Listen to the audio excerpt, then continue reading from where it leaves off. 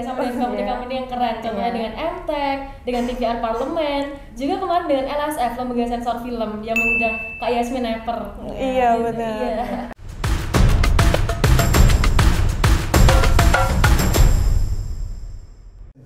Halo, kalian kami dari Komako. Aku Thalia Dwita selaku Ketua Komako Kabinet Karsa Bestari. Aku Sarwinda selaku Wakil Ketua Kabinet Karsa Bestari. Dan aku Sri Putri selaku Sekretaris Komako Kabinet Karsa Bestari. Selamat datang teman-teman, apa kabar? Baik. Sehat? Alhamdulillah. Gimana perkuliahan aman? So far aman sih.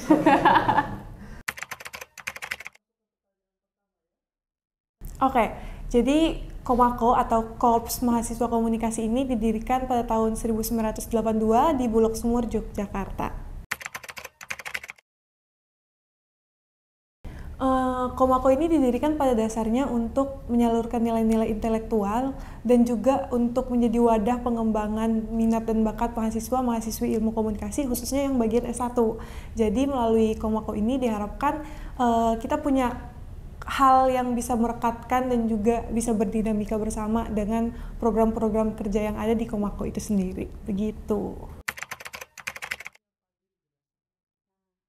Nah, Komako itu tuh kita tuh punya lebih dari 60 program kerja nih. Wow. Nah, dan itu tuh kita bagi ke 7 divisi. Nah, 7 divisinya tuh apa aja? Itu ada eksternal, ada internal, ada minat dan bakat, advokasi ke masyarakat, terus ada kewirausahaan, lalu ada media komunikasi dan informasi. Apa ada lagi, Mbak? Udah. Ya. Udah 7. Dan itu tuh, dan kita tuh juga nggak bergeraknya di non akademik, tapi kita juga ada versi akademiknya nih, kayak ada diskusi bulanan, terus kita juga menerima terima kunjungan, dan juga kita juga berkunjung ke HMJ lain. Kita juga ada nih fun games, sama ada kelas kewirausahaan, dan ada juga event job fair yang nanti ada juga pameran gitu. Iya, event job fair itu sendiri dilaksanakan perdana di tahun ini, jadi mohon doanya ya teman-teman untuk itu. Jelasin dong salah satu divisinya. Mulai dari mana ya? Kita mulai dari ini aja, internal. Jadi internal itu inti dari inti gitu. Karena di internal ini yang akan merekatkan pengurus-pengurus Komako itu sendiri. Ada beberapa program kerjanya itu paling banyak diantaranya itu ada oprek magang dan staff itu dipegang sama internal, terus ada juga rapat bulanan, evaluasi tengah tahun, akhir tahun, terus kaderisasi juga dipegang oleh internal begitu. Jadi kalau misalnya ada apa-apa itu internal yang akan mengurusi dan baru ke kami ketua dan wakil gitu. Oke, kalau menurut pandangan kami, terlaksananya program kerja kami dengan baik dan juga sukses adalah parameter untuk tercapainya prestasi kami. Karena sebagai organisasi tentunya kami berfokus secara penuh pada pelaksanaan program kerja kami dalam 1 tahun kabinet, di mana pada tahun ini kami punya banyak sekali perubahan dan juga perkembangan dalam program kerja kami. Nah, terutama juga di tahun ini kami banyak bekerja sama bersama dengan departemen, bekerja sama dengan pihak-pihak eksternal, company-company yang berhubungan dengan komunikasi gitu. Jadi Komako juga mendapatkan lebih banyak relasi dan juga exposure, begitu Kak? Oh iya, ada iya. ya. Banyak banget bekerja sama dengan company-company yang keren, contohnya dengan MTech, dengan TVR Parlemen, juga kemarin dengan LSF, lembaga sensor film yang mengundang Kak Yasmin Eper. Iya benar. Iya. Siap.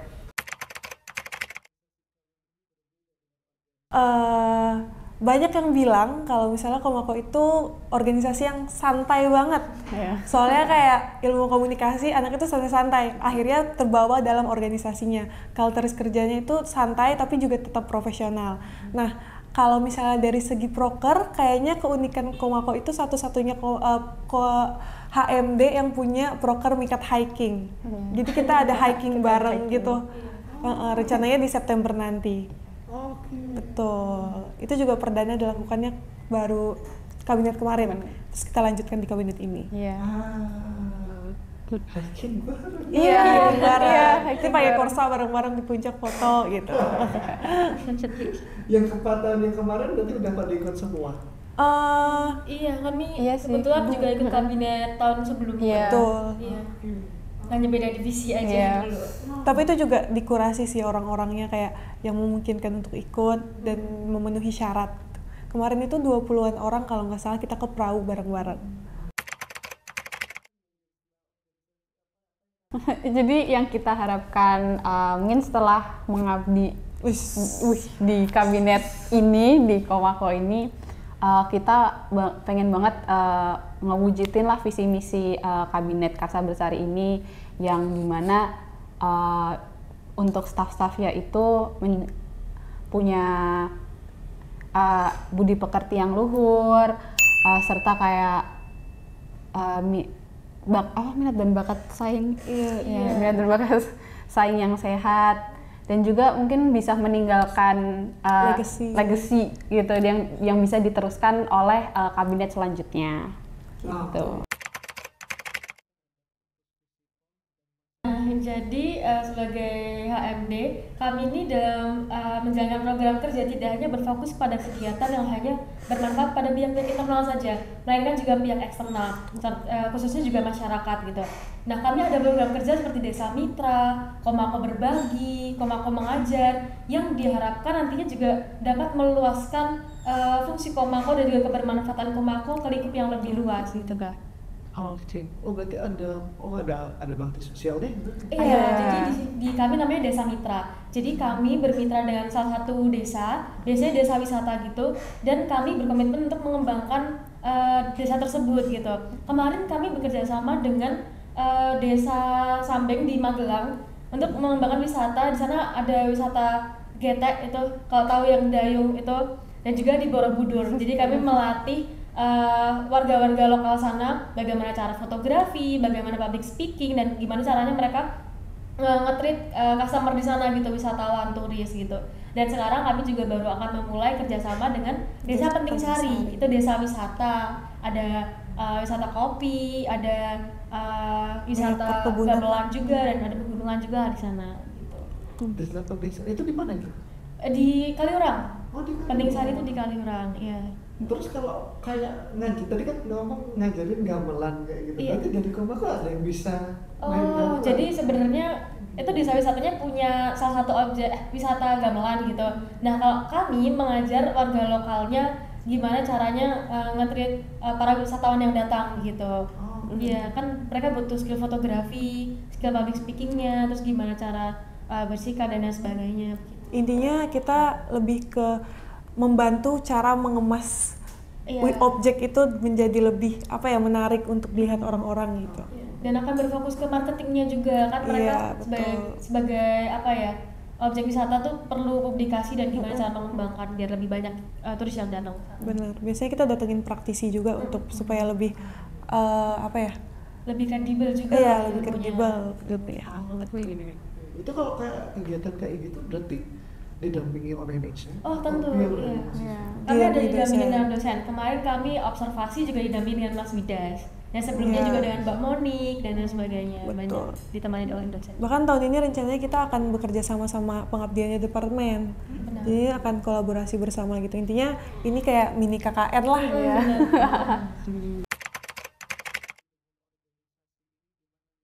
Jadi buat maba-maba 2024 untuk gabung di Komako, itu yang pertama kita ada program kerja namanya Oprek Magang.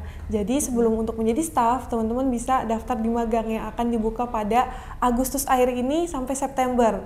Terus habis itu kalau misalnya dari magang kalian merasa tertarik nih sama Komako dan pengen lebih lanjut bergabung di Komako, itu bisa Oprek Staff di tahun 2025, di awal tahun 2025. Jadi nanti pantengin aja di IG Komako UGM. Oke, kalau berdasarkan pengalaman aku mendapatkan banyak perkembangan terutama dalam diriku sendiri, dalam soft skill ataupun hard skill, di mana aku mungkin bisa memanage waktu lebih baik, aku jadi punya kemampuan komunikasi yang lebih baik, dan juga untuk memanage mungkin suatu acara dan lain sebagainya untuk lebih terstruktur, dan juga terbiasa dengan iklim kerja secara tim dan lain sebagainya, gitu sih kan. Oke, kalau aku, menurutku untuk mencari teman yang akrab banget itu lewat organisasi tuh hal yang apa ya, disarankan karena kalau di organisasi kan keluarganya tuh erat gitu kan. Nah makanya dari situ kita bakal dapat teman-teman juga yang sefrekuensi, terus bisa diajak main bareng dan lain sebagainya karena most of the time pasti bakalan gabung sama orang-orang itu lagi dan bakalan banyak kegiatan yang berhubungan sama proker tapi juga bisa sambil main gitu. Terus kalau dari aku sih mungkin karena dari dulu aku selalu kepo nih dengan kayak ini tuh event tuh gimana sih cara kerjanya, dan selama kayak di Komako ini tuh aku jadi belajar gitu, gimana cara manage-nya, gimana cara mungkin prep eventnya atau kayak hari hanya gimana gitu. Jadi kayak ternyata begini cara menyiapkan event itu, dan lama-lama juga kebiasa juga sih sama dengan iklim yang hustle banget gitu. Tapi senang. Iya, tapi senang. Soalnya ada kerjaan. Iya. Tapi kadang overwork. Iya. Aduh, tapi nggak apa-apa lah.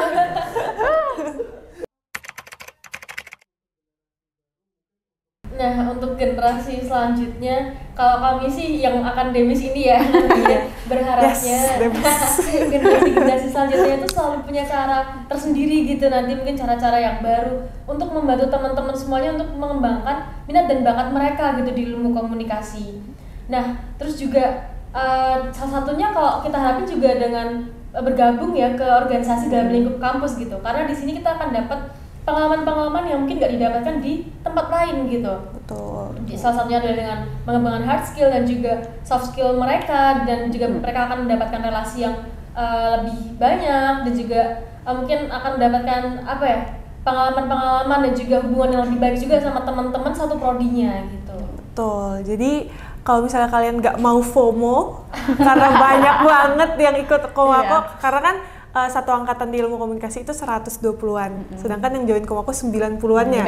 Jadi sedikit yang tidak bergabung di pengurus Komako, makanya kayak jadilah dari 90 orang itu dan bersibuk-sibuk bersama kami. Begitu. Komako Kabinet Karsa Bestari, semua lestari.